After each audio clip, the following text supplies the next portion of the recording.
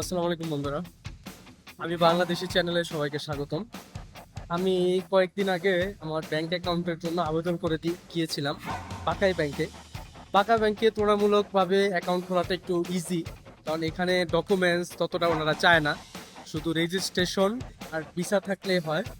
তো সেই ক্ষেত্রে আমি এখানে ব্যাংকিং সিস্টেমগুলো হচ্ছে, আপনি অ্যাকাউন্ট খুলে এক সপ্তাহ পরে আপনাকে কার্ড গ্রহণ করতে হবে, কার্ডের জন্য আসতে হবে। তো বাকাই ব্যাংকে অ্যাকাউন্ট খোলার জন্য আমার 2,000 সোম খরচ হয়েছে। 2,000 সোম। আমাদের দেশে যেভাবে অ্যাকাউন্ট খোলার পর 1,000 টাকা অ্যাকাউন্টে রাখতে হয়, সেটা অ্যাকাউন্টেই থাকে। আর এখানে 2,000 সোম দিয়ে অ্যাকাউন্ট খুলতে হয়, সেটা কিন্তু অ্যাকাউন্টে থাকে না, তো ওইখান থেকে কেটে নিয়ে যায়। ঠিক আছে? আর তাছাড়াও আরো অনেকগুলো ব্যাংক আছে, আপনার অপটিমা, দেমির, এম ব্যাংক, আরো ইটিসি অনেকগুলা ব্যাংক আছে। তো বাকাই ব্যাংকে অ্যাকাউন্টটা টোটালি